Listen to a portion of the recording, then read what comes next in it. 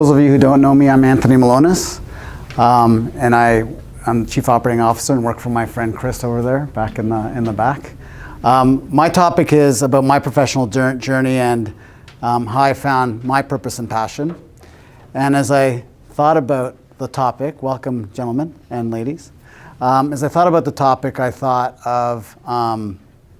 really thought through what I wanted to share. And the tough thing about purpose for me is it's changed, right? So my purpose when I started working was survival, right? And that's the reality of it, right? And I gained more momentum as I figured out what I wanted to do.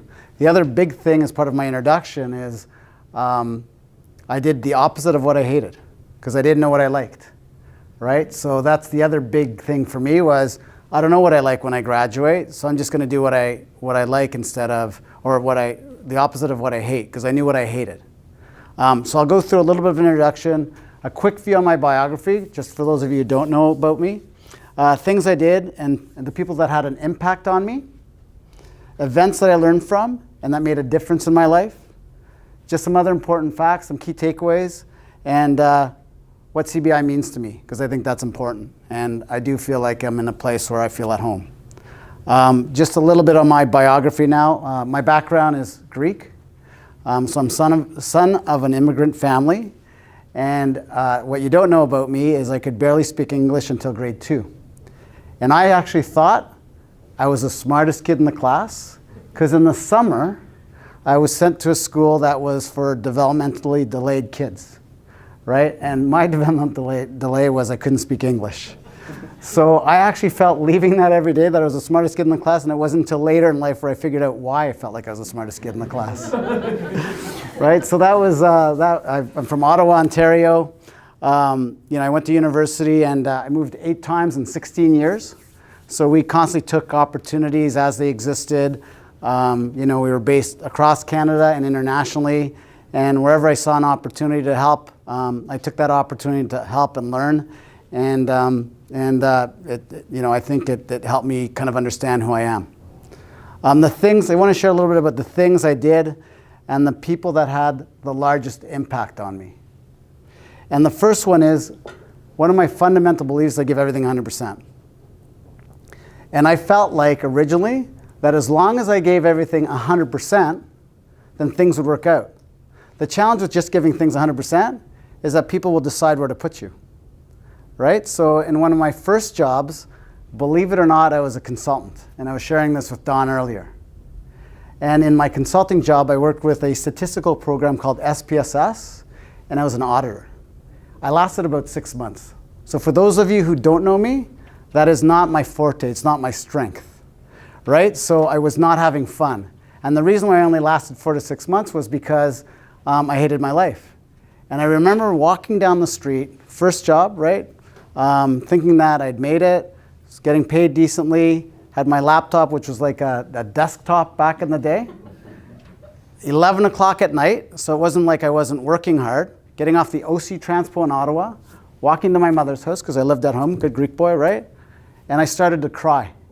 And I remember thinking to myself, I think I'm crying because I think everybody else is upset when they get off the bus, because if you ever get on a bus, you see everybody's kind of depressed, right?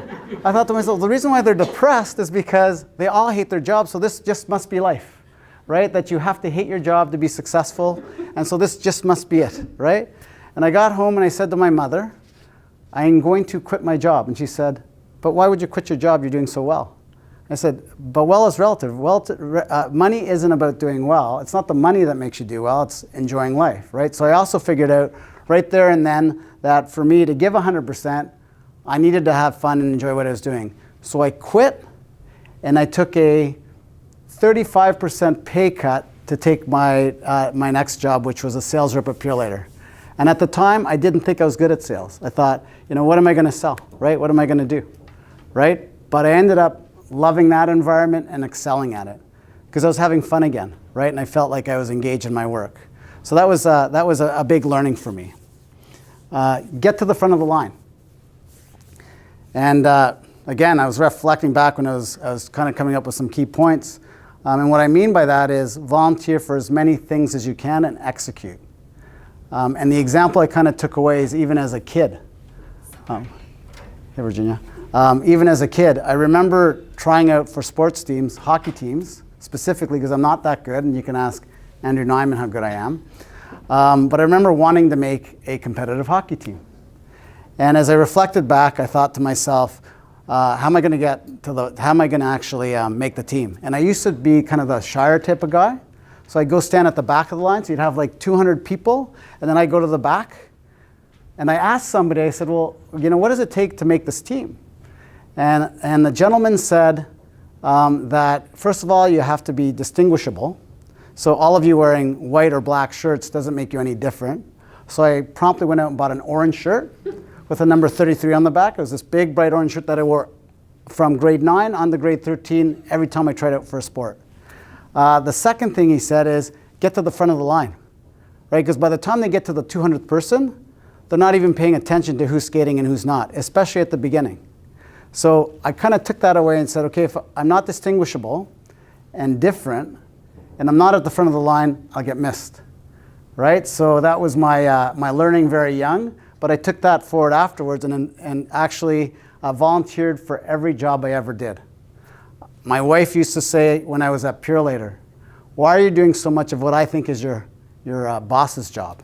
Because I used to volunteer for everything. Like anything she wanted me to do, I volunteered for. Approvals on pricing, doing her reports for her. And I just remember I was saying, you're getting home at 8 o'clock at night and you're not even being paid for it. I just don't get it. And I said to her, what's important to me is that I understand what that job is. So when I get the chance to interview for it, I actually know how to do it already. And I already have the experience. So for me, it wasn't important that I was being compensated for that job. It was about, hey, I'm going to do as much as I can to learn it before I even get there. And I was lucky enough to have a boss who basically gave me the autonomy to do that. So that was a key takeaway for me. Some people that had an impact, and I know these you'll find interesting, is the first one was Paul Senishin. Paul Senishin was a grade 13 when I was in grade 10, and he was the quarterback of our football team. He married a lady named Missy Cunningham, who he's still married to. He was a guy I look up to. He had glasses, looked very studious, but he was super athletic, and he treated everybody with kindness, right? And I remember sitting there in grade 10, because I was very shy at the beginning of my high school years, and they were looking for someone to start the wing position.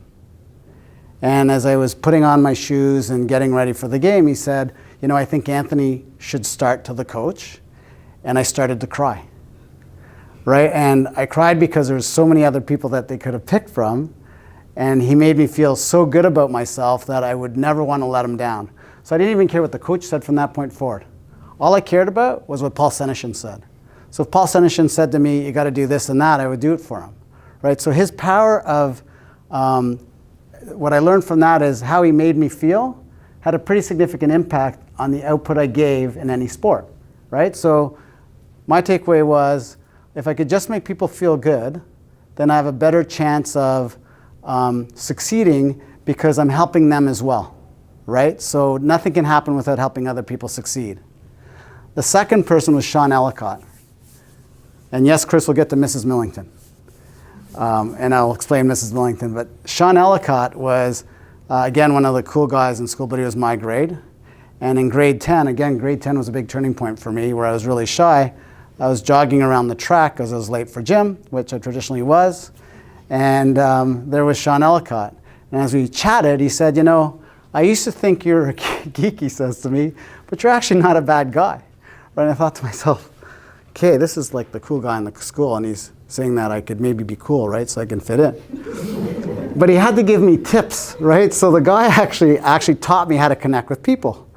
First of all, when I looked at people, I wouldn't look them in the eye, right? Because little shy Greek guy, I was like, okay, this guy's looking at me, I don't know. And he goes, look people in the eye when you talk to them, right? The other thing he taught me is, don't be so eager, which is actually very, very hard for my personality, because I'm excitable all the time. But he taught me, just be more reflective and less eager, rather than being so excited all the time, because sometimes you overwhelm people with your excitement to be around them.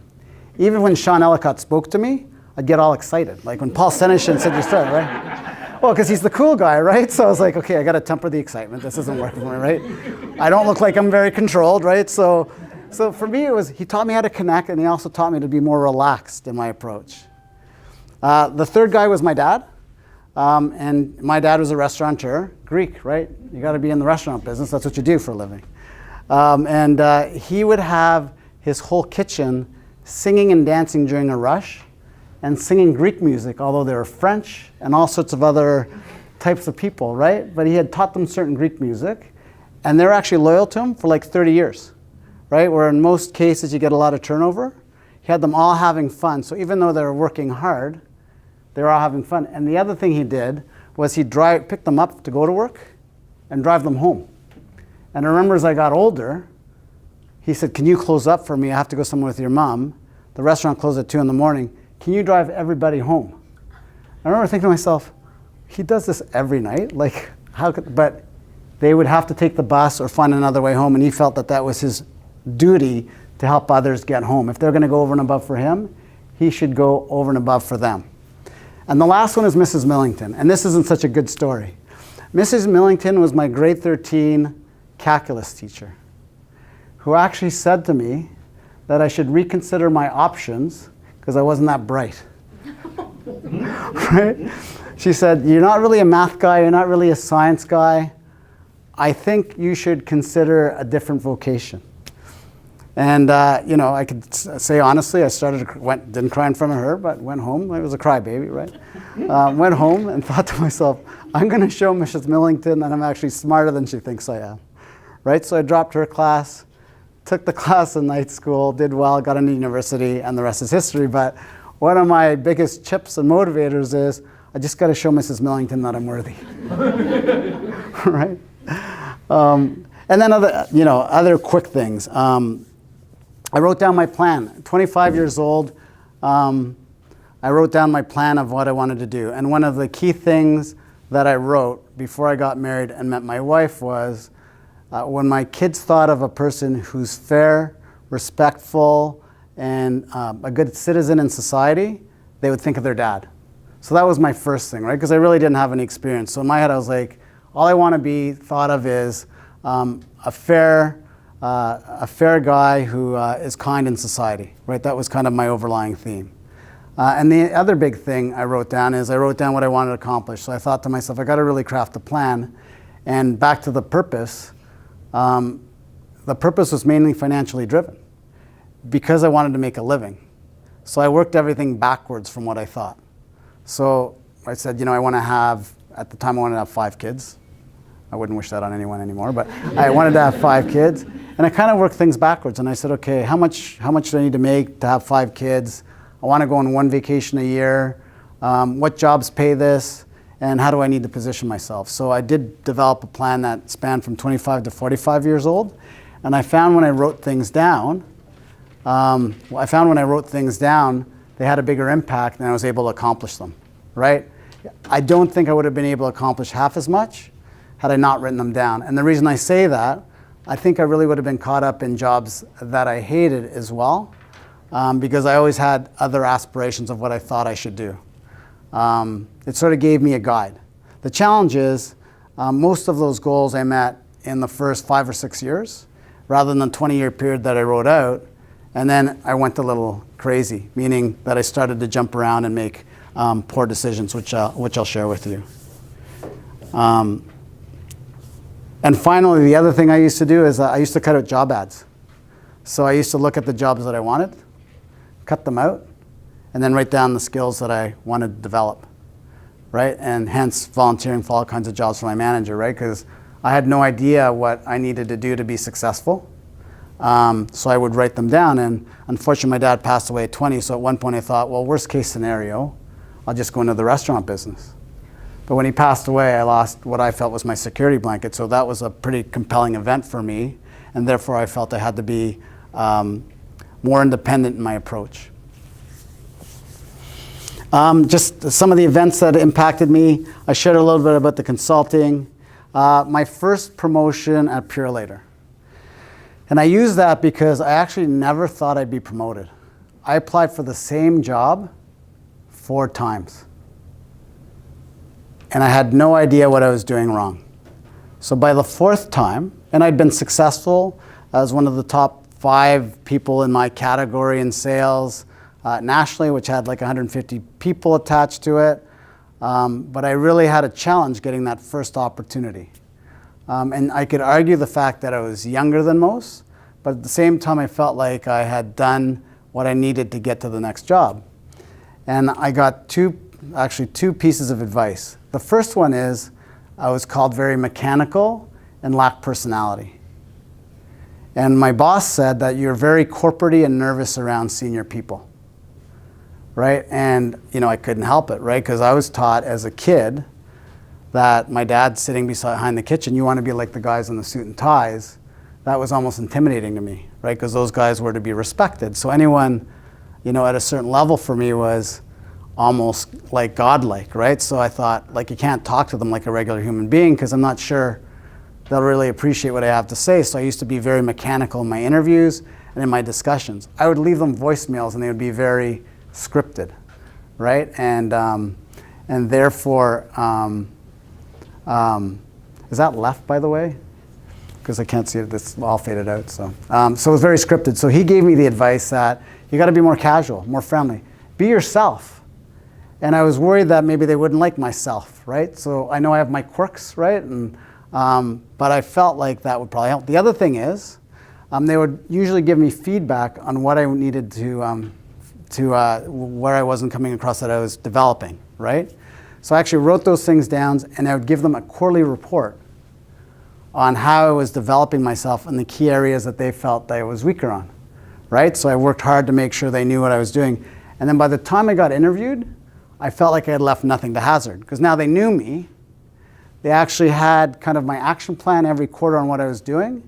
And then the final thing to create separation was I actually bought a bottle of wine and created a label that said Vintage Anthony Malonis with a little bit about what I did differently, right? So when they received it, it was at least different than any other candidate. So for me, it was, I need to figure out how to do this.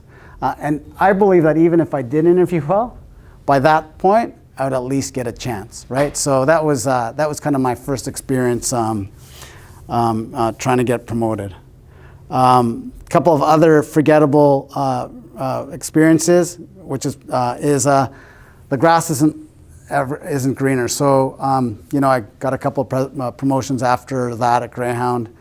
I went to DHL when they were buying a company, or I went to Greyhound, and then I went to DHL. But at Greyhound, I actually loved the job. And the way I made it to Greyhound was I had a director of HR who had a great experience with me at Purelator. And he went to Greyhound as a VP, and he said, hey, why don't you come over here? And I really didn't want to leave that first job because all my friends were there, right? So for me, connection was important, and I was loyal. But he gave me this opportunity and thought that it was worth it, and it was a VP of sales and marketing role at Greyhound. And when I joined, I loved the company. And I know it sounds bizarre because it's bus oriented, but what I loved about it is that it served communities that were less privileged. But I didn't know it at the time. I had no idea why I loved it, right? All I knew is I had made it to a VP job, but I didn't really understand the connection between my purpose and my passion and the job that I was doing. So after about 4 years being there, I'd moved into a GM job at Greyhound. I left for unpractical reasons, and the biggest reason I left for was there were 2 of us competing for the president's job. At the time, I was pretty young. I was a 32-year-old guy. He'd been there for 18 years. And I actually, in my head, thought I was better. And I couldn't appreciate why they would pick him over me, right? So I left because someone at DHL called me and said, hey, why don't you come over here? We're buying all these companies. It's going to be a lot of fun. Came over there. I never felt like it was a good fit. Right, and I never really understood why, right? So I did find that was a key takeaway for me. Is sometimes it's better just to take your time and be thoughtful. The other thing I didn't understand is at the time is they had already plans to move me to another area when the other guy got the job, but because I was hasty, and although doing well, didn't appreciate that sometimes things take time. right? And patience is a virtue. And I'm not a very patient guy, although I've learned my lessons over time. So for me, it was, okay, I need to be more patient with my development. The last big piece of experience that I'd like to share is I worked at a startup called Sound Divide. And I thought so this is the middle piece of my career, and I only have 2 minutes, so this is going to be tough, and I thought I couldn't fill 20. So the middle path of my career was a company called Sound Divide, which sold soundproof drywall, which is actually between the walls of Chris and I, Quiet Rock, and Barnes. But I actually thought that in a startup, it would be easy for me to make a lot of money. And because we were poorly capitalized, meaning it had very little money to start up, everything had to be based on cash flow, right? So we actually grew the company from 0 to about 24 million, but I can tell you it was the biggest hell in my 2 years because I worked 7 days a week. I had no appreciation for cash flow. I had no appreciation for some of the things that make a business work because what I felt like is I was always running for my life, right? So I would make the receivables call. I would make sure that we had product in the warehouses. I was setting up the warehouse. I was at the trade show every weekend. So what I learned from that is I needed a little bit of balance in my life. And I knew from my family perspective that being gone 7 days a week was not actually success, because success is also a balanced approach to life. And the last thing is I took a position at Barnes, which was based on one of our board members' experiences with me at Sound Divide. Thought I'd be a good fit at Barnes, and that business was in a situation where it was losing money and not doing very well. And one of the skills I brought to the table was I had a growth orientation to my approach, but I wasn't really afraid of making tough decisions. But that whole experience was about cutting and slashing, although very challenging, because I was responsible for Europe and Canada because of the languages and the cultures. I felt like the fit for me was not ideal, although I stuck through it was because it was about cutting and slashing people. It wasn't about growth, right? So as I went through those experiences, it became less about money and finding a place that I actually fit. At a point in time when I was in Europe, they asked me to move to Cleveland, Ohio. And I was prepared to go, and my wife asked me, is this truly what you want to do? And I said to her, I'm not sure if it's truly what I want to do. I'd love to work for a charity because I'd love to have more purpose to my life, but I can't afford to do that.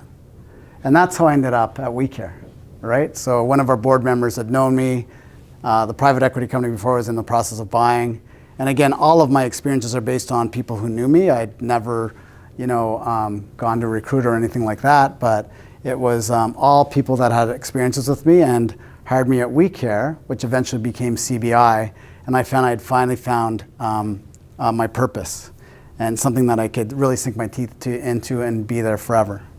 So I did want to share a few takeaways and then just one point on what CBI means to me. So decide what you want, and focus is key. If you don't know what you want to do, then people will decide what they want you to do, right? And all of you are very skilled and have certain strengths. But what anyone will do is choose to put you in different places based on your skill sets rather than letting you kind of create your life, right? Look for the small strategies. So I shared some of the getting in the front of the line. Look for the small strategies of success, right? And try and replicate them. They all leave clues. Build on your strengths. So what are your strengths? Find out what your strengths are and try and do jobs that actually work through your strengths rather than focus on your weaknesses. Give 100%, because I think without giving the 100% and doing a great job, all the other stuff doesn't matter. How you make people feel matters, right? I shared some of the examples earlier. I think if people don't have a positive experience with you, I think it creates a negative impact over time. And I think everything is a seed planted over time. And work hard and have fun. Right? Those are kind of the takeaways for me. If you're not having fun at your job, then it's really hard to work hard at it. What CBI means to me. And I want to share a little story which I share in some of the rebranding sessions, which I think is important, then we'll get to the questions and answers. When I met with Chris in a dating process, right? there's always the suitor and the suitie. And there was a lot of suitors for a week here. And I asked Chris at a certain point, why would we choose CBI? And he actually said 3 things which resonated with me. And to this day, I love to share them because I think it's completely aligned with where I want to be and what I want to do. The first thing he said is that we provide a quality service. We're systematic in our approach, and we create great outcomes. So our focus is quality. That's our number 1 priority. Right? The second piece he said is we look to serve the communities we're in. So if you look at all of the services we offer, we don't offer the same services everywhere, because what we do is we fill gaps. Where's the requirement? How can we help? And can we create a solution for you? And the third piece he shared is we want to build an environment that cares about our people. And as we went forward, now that's during the dating period, right? So as we went forward, I thought that's great. Now we're married. Now let's see what colors CBI truly are. And this was back in November 2013. I showed up in my first review, and like Chris so often does, raises his eyebrow, looks at you with curiosity and says, what exactly are you doing? I go, I'm just about to share my results. Because I don't really care about the results financially. I care about the other 3 pieces that we're working on. Because the associated outcome of those 3 pieces actually create a great result.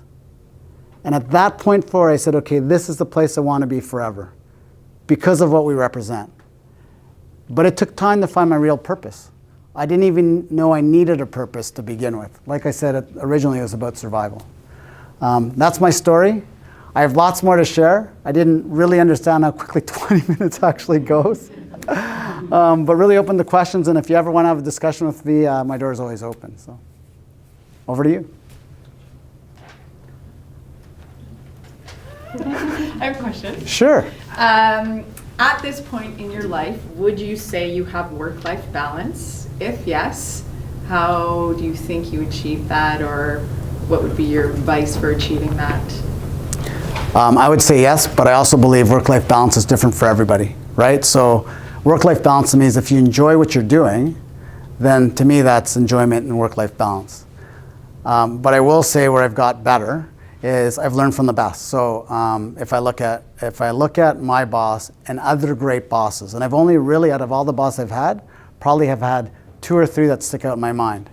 It wasn't that they worked overly hard, but they actually focused on the things that were most important, right? Rather than trying to focus on everything.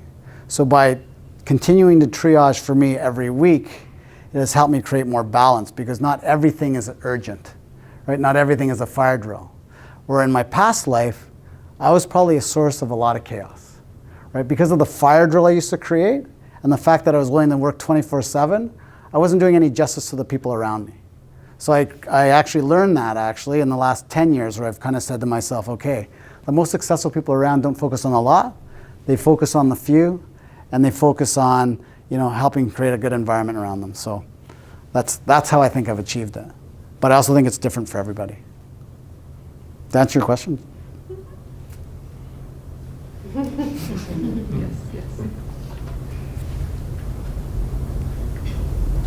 We've got her.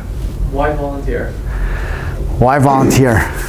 Well, first of all, for me, it's all about giving back. So, like I said, as my first kind of vision statement for me is, how do I show my kids kind of kindness and caring and just being a good person in society, which was my vision before I had kids. I felt like that was an important necessity. The other big piece, in reality, was that I feel like if I connected with a lot of people and I was able to show them a strong work ethic and commitment, I felt like it would create more opportunities for me longer term. Now there's a danger to that. I think you can overdo it, and this is reality. For me, I'm on like 4 or 5 charity boards and on these committees, and it's trying to become too much, right? So I think you got to be smart and pragmatic about the causes that you care about the most. And so for me, it was twofold: giving back, and then the other big piece was, if people have a great experience, it'll create more opportunities for me.